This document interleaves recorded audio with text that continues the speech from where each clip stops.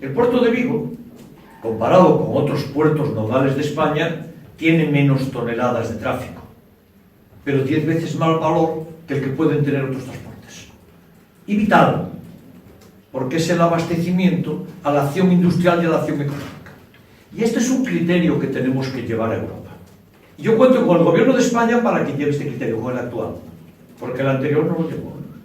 ¿Se dan ustedes cuenta de lo que significa para un puerto europeo embarcar cada año 700 o 800 mil vehículos? Yo le escucho hablar al presidente de la Junta mucho del transporte de mercancías en Vigo. No le oigo ni una palabra del tren de alta velocidad Vigo-Madrid, el que él mandó detener, el que él, señor Feijóo, mandó detener. Pues el planteamiento es global. Queremos que esté todo en la red básica y nuestro planteamiento es el Vigo-Madrid por Cerdedo, el Oporto Vigo como red básica de Europa y el puerto de Vigo como puerto nodal y conexiones con puertos básicos.